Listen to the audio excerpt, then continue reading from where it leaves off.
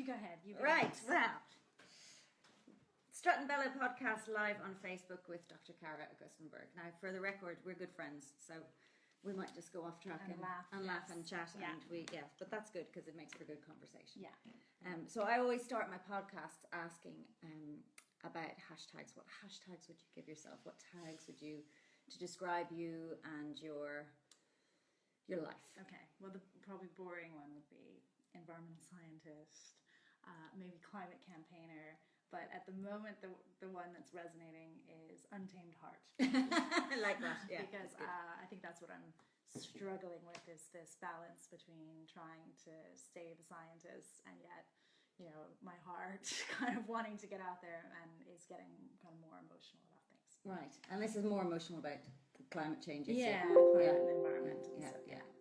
Okay, and so climate scientist, environmental scientist. You started out doing science, doing your PhD and everything. At what point did the climate bit really grab your heart? Okay.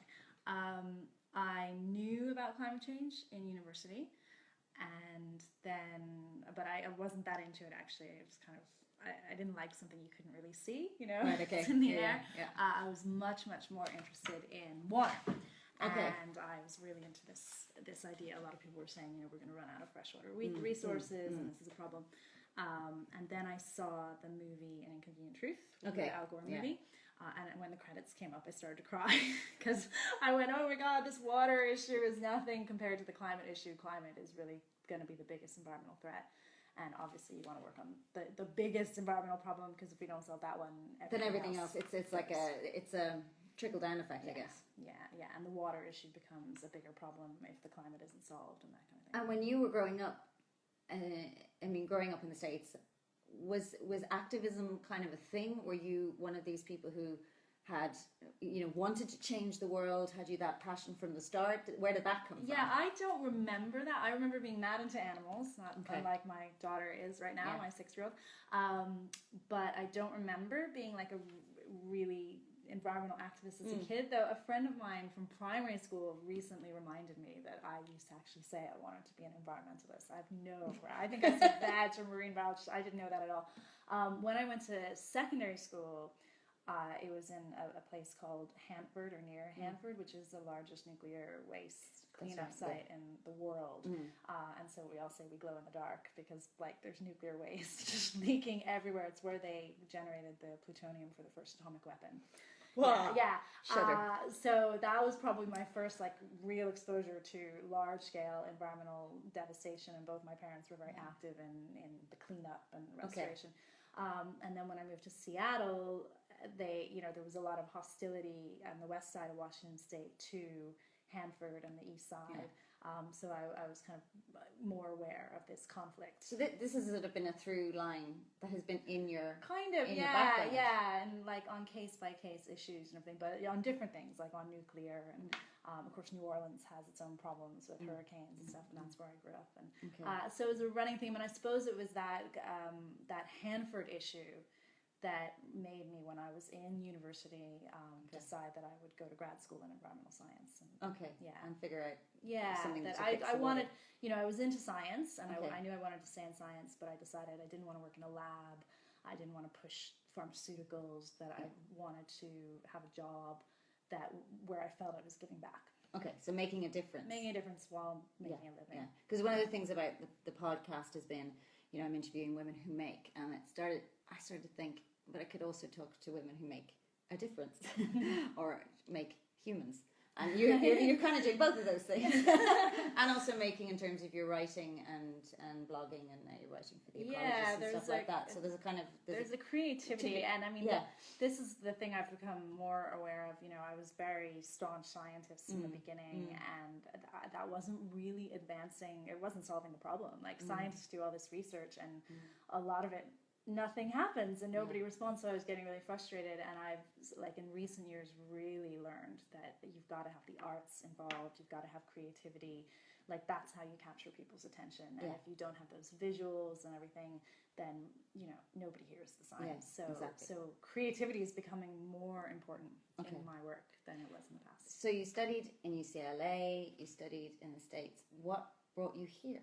Okay, well, I would have always had a connection here. My mom is from Kerry, so I would have been coming over in the summers and working at my family farm.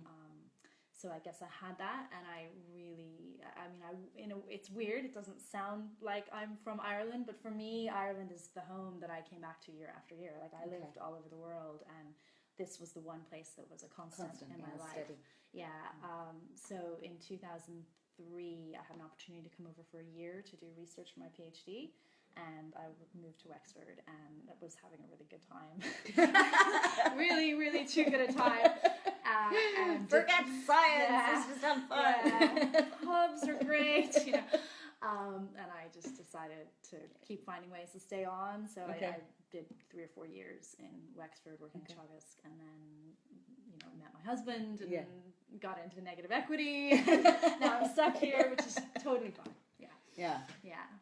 And so the climate situation here is, where are we at the minute? You've just had the big COP21 in Paris, which you weren't as excited about that as, it was a very emotional time. There were a lot of emotions, Well, okay, but before we get to that, you're here in Ireland. I guess what I'm interested in is finding out what point you move from kind of just being a scientist and doing the work of the stuff to actually becoming an activist.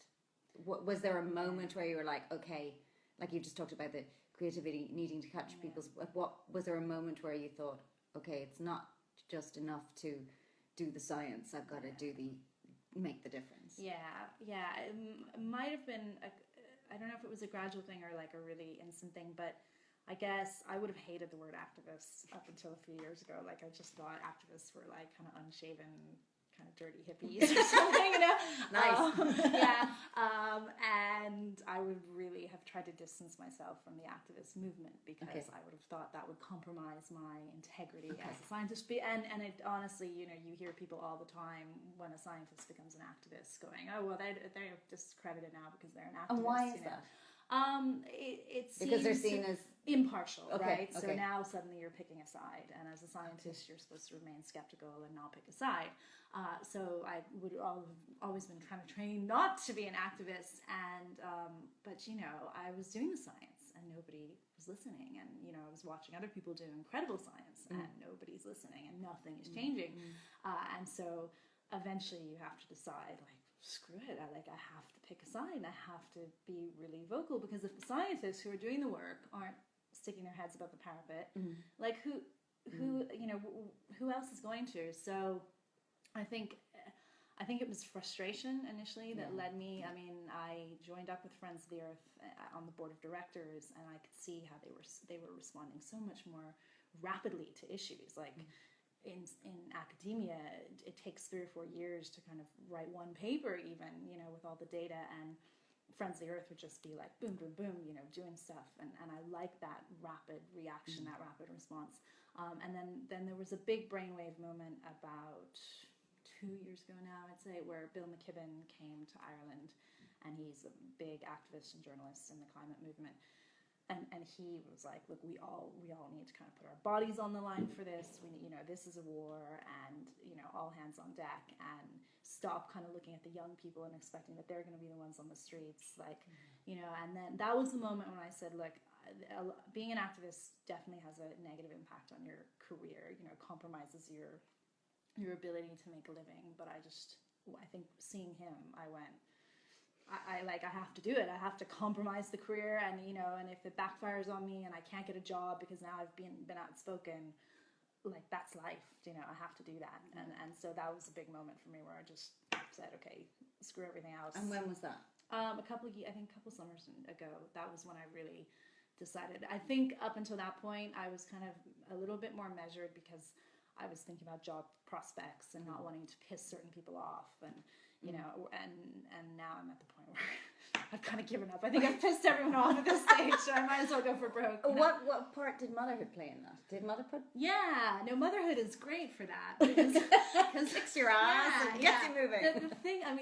The thing, just giving birth alone, like, I think giving birth is so empowering in every element of your life, because you realize once you've done that if your body can do that, then, like, you're capable of doing anything. Like, Everest, no bother, you know, marathons. And it's not just natural birth, it's even like recovering from a cesarean. Oh yeah. The whole freaking pregnancy process, everything. So it's really empowering, like, on a physical level, and I think on an emotional level too, because, like, the 24 hours of labor or whatever, you know, it's an endurance test emotionally.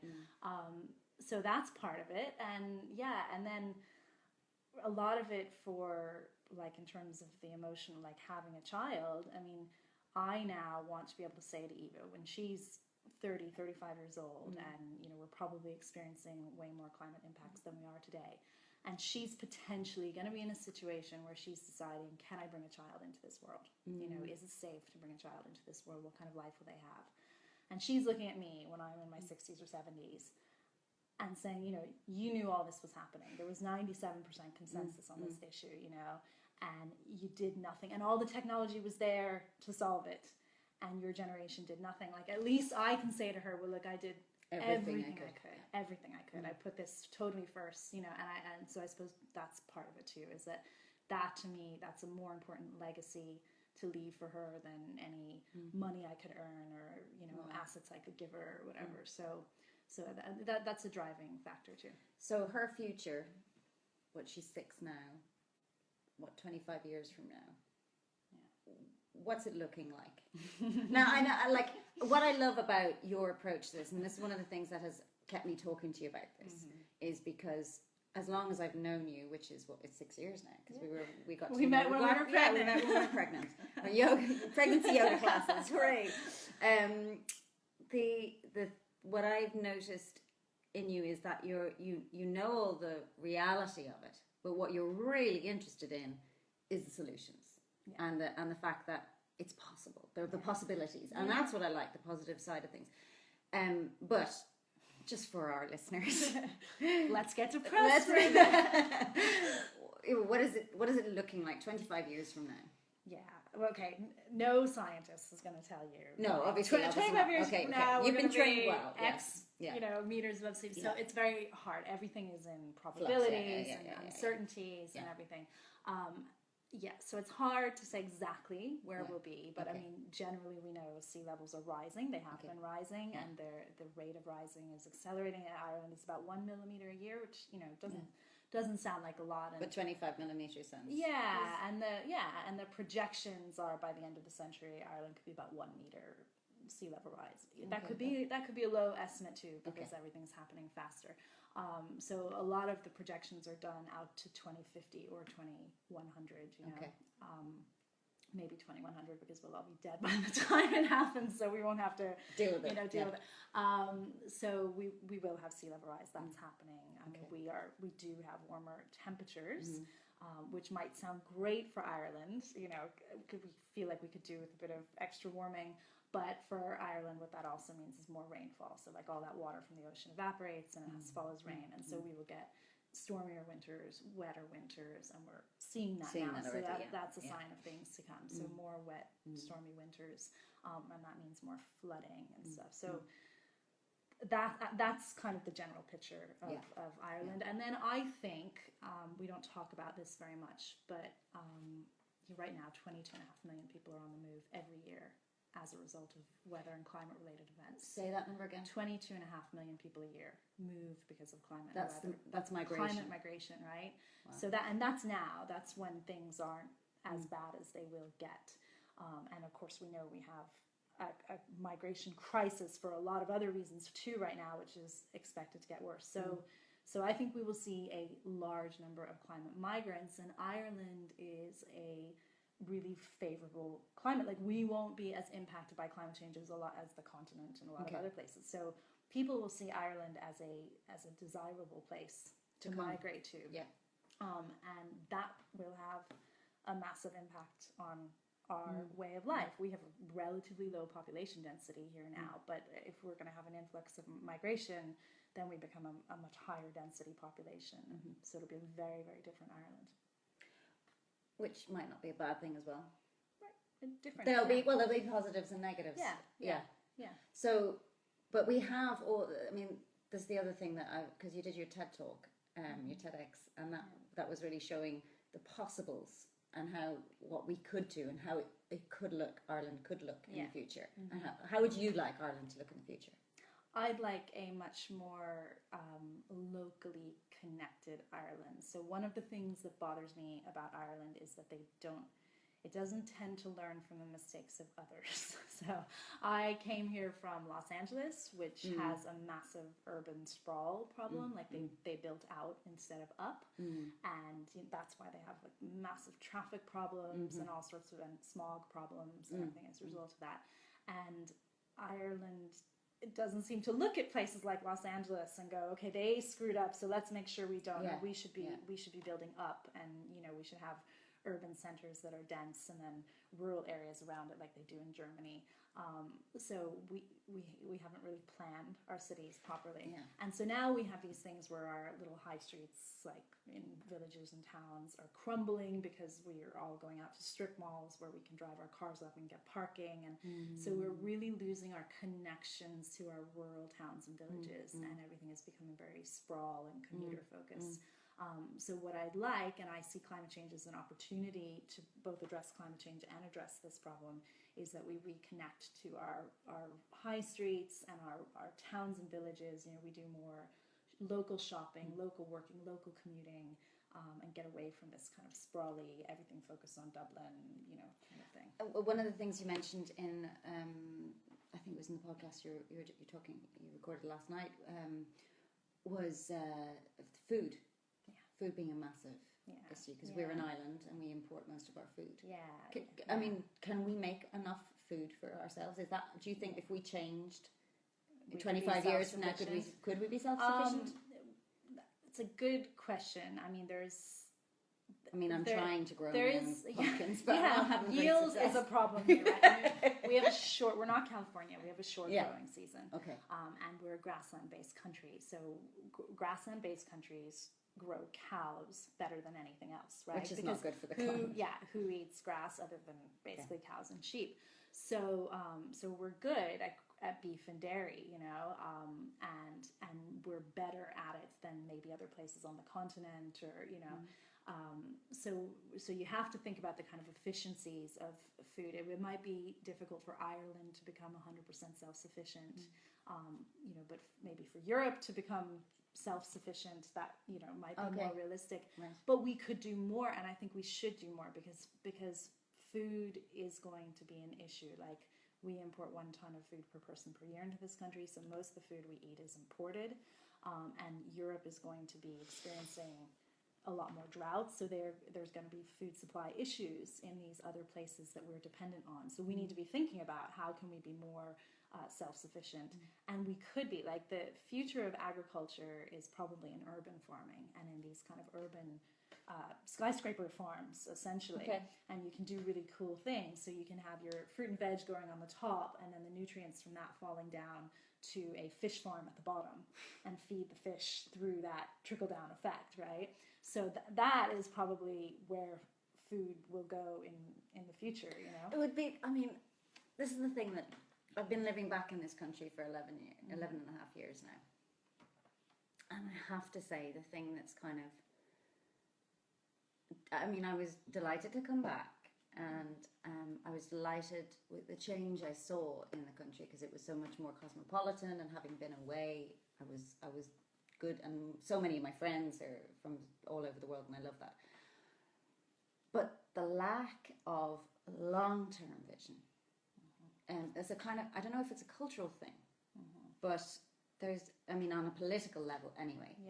They're just thinking I'm saying the next 5 years. Or the next and I remember talking to somebody who was a political canvasser for a party. I won't say which party. And I remember saying to him, look, if a canvasser comes to my door, this is the most recent election, you know, I'm going to ask, A, give me a reason to stay, and B, what's your long-term vision for this country? We've come through a massive recession. We're limping along here. What's the long-term vision? And his response to me was, let us get through the next 5 years. It's just like, what the hell? Yeah, and that's why so many of our problems, I mean, planning is a long-term Yeah. issue, and that's Yeah, why our planning is garbage, because we don't think long-term. I think, just coming from the States and everything, that the secret to long-term planning, my theory, is term limits. Term limits. Right, yeah. And that the problem with Irish politics is that Enda Kenny could be Taoiseach forever. There's no term limit. Right, okay. As long as he just keeps getting elected year after year, And elected as the leader of the party. Enda Kenny never spends time, I'm guessing, thinking about his legacy, right? Whereas Obama is running out of time, and the last few years, Obama has been thinking, how do I want to go down in the history books? You know, and interestingly, Obama decided that part of the history books for him is going to be about climate action, and so he's really pushed. In the first term, when he could get reelected, he didn't really do much on it. In fact, you know, some people might say he wasn't very good on it. So I just think term limits would change everything. If we said all politicians can only be politicians for 10 years max, that would be a game changer, because suddenly people would go, well, how do I want to be remembered in the history books as leader of this country? You know, what kind of legacy do I want to leave for this country? And nobody talks about their legacy here. You know, nobody's worried about that.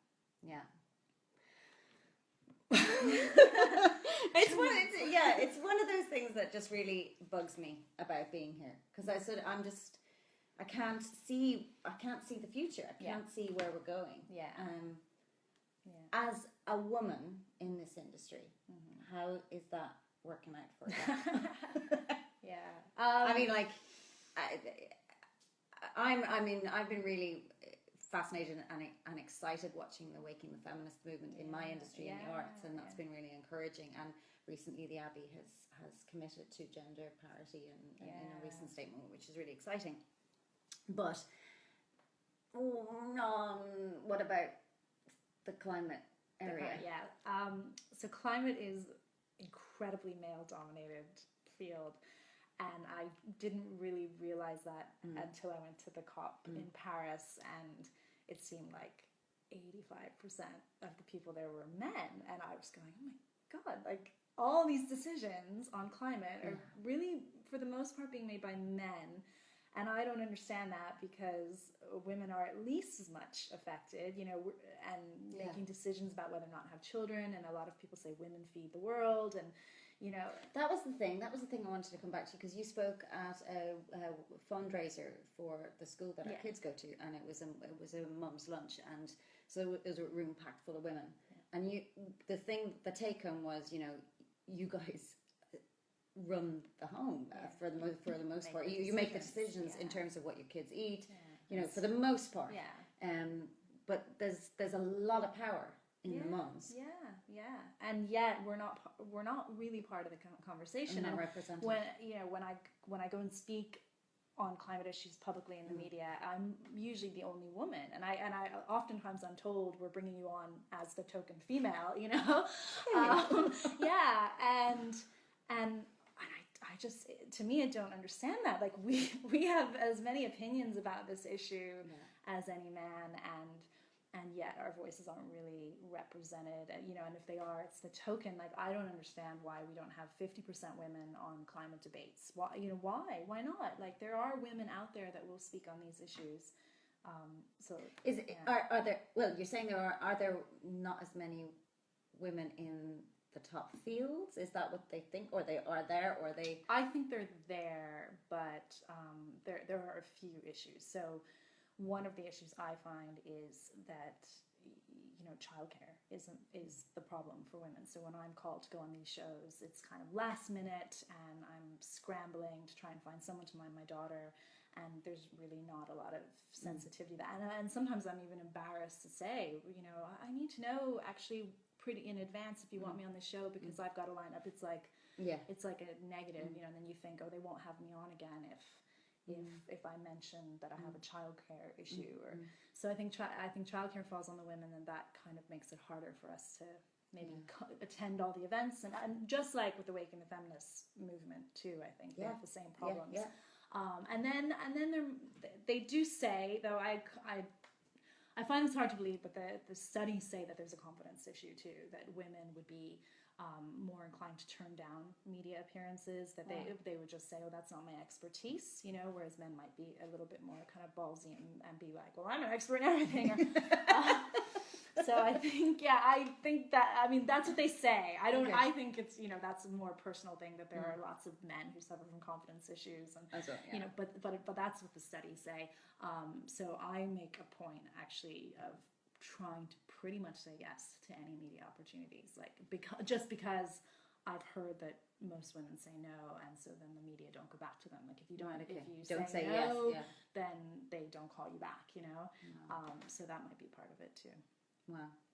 And what about, like, you are putting yourself out there, sticking yourself up above the parapet, and I watched your live Facebook last night, and there was the comments, but you do get you have to deal with the climate deniers for a start.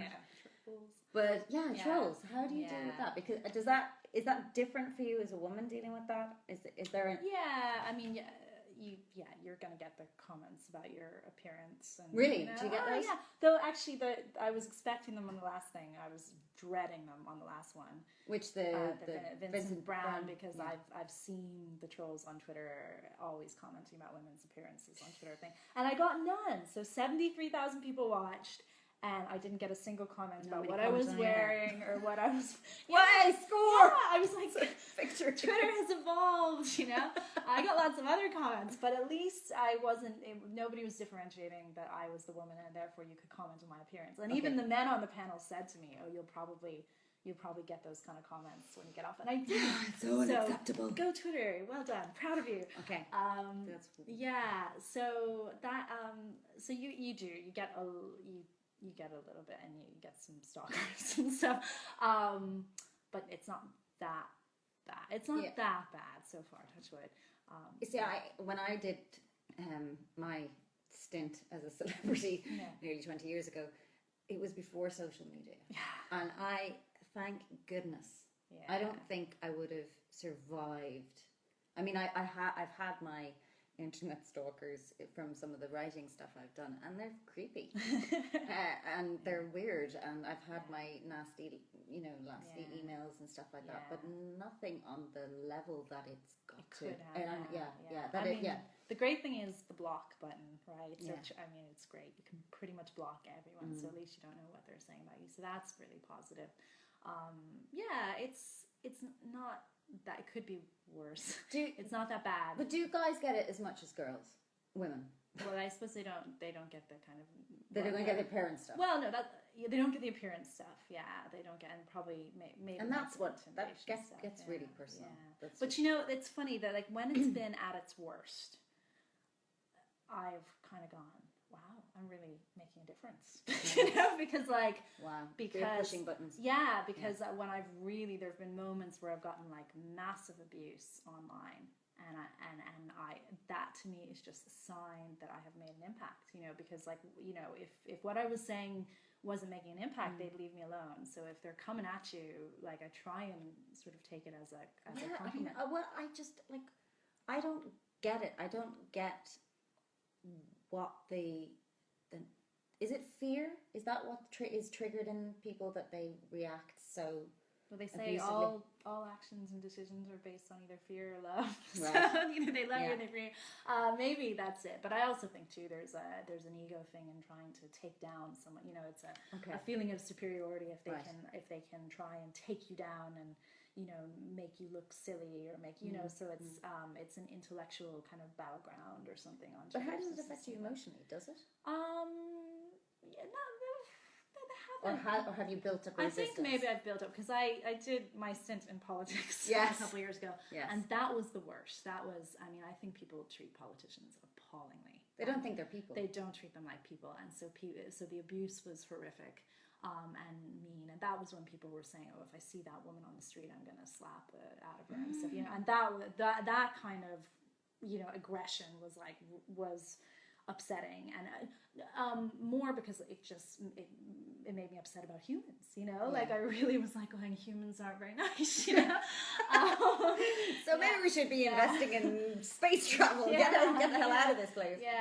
So but that was its worst, and like I think since I've stepped out of politics, it's gotten a lot easier, that nobody's really, but then who's going to attack an environmental scientist, like what's the value? I'm not getting rich out of this, I'm not trying to become a politician, so there's no power thing, so what's the value in taking someone like me down, really?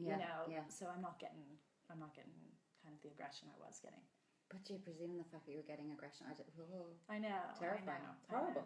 Yeah. Well, it sort of makes you kind of go, humans aren't very nice. Like, what is and what am I trying to do here? I'm trying to actually point towards a better future.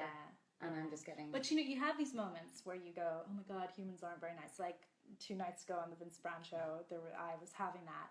And, then I came home and I wrote about it. And yesterday I got so many amazing messages of thanks and support. Wow. And, so for the one person who is, a vile human being, there's 100 people who are amazing and lovely, and when they come out of the woodwork, you're restored. Well, that's interesting also that you're channeling your own frustration creatively as well, using the writing. How have you found the blogging and the blogging and all that? I was never into blogging until about 2 years ago, and I only did it, I didn't expect anyone to ever read anything I wrote, but I did it because I wanted to kind of hone my expertise, and there were issues around climate that I was kind of unsure of, around solutions, and so I wanted to get that evidence base down for me, and so it was more like just get it out, and then I figured if I was wrong on anything, the internet would come back and tell me. So that was why I started, and then it built up, and people found it a really useful resource, and so now it's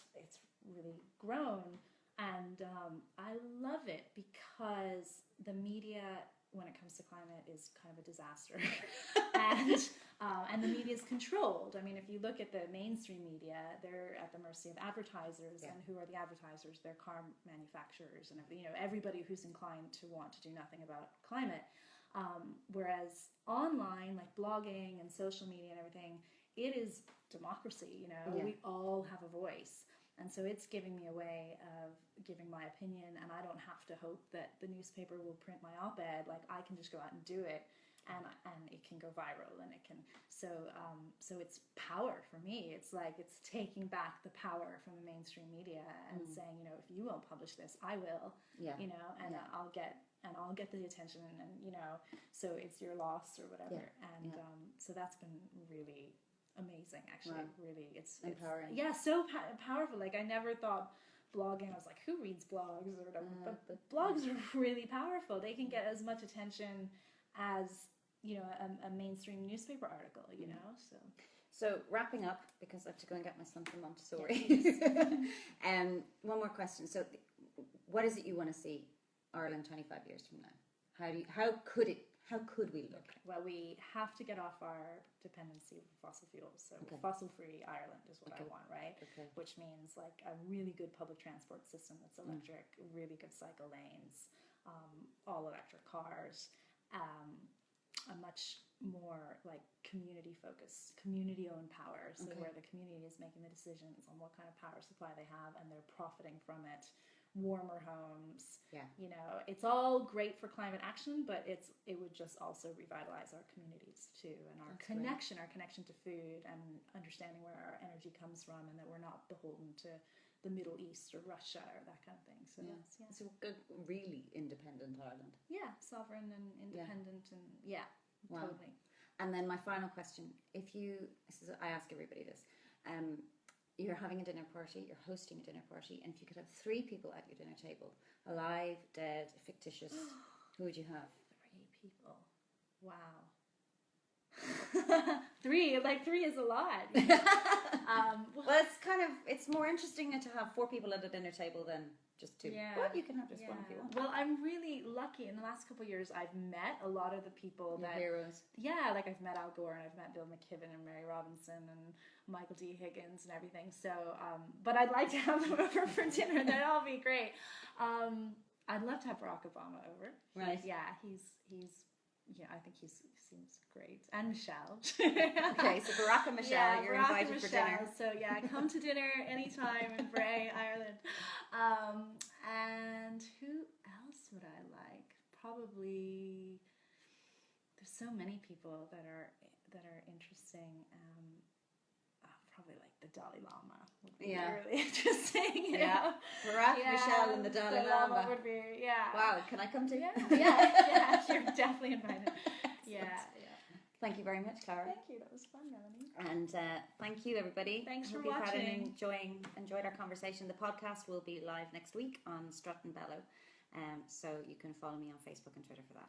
Yay! Okay, bye. Bye.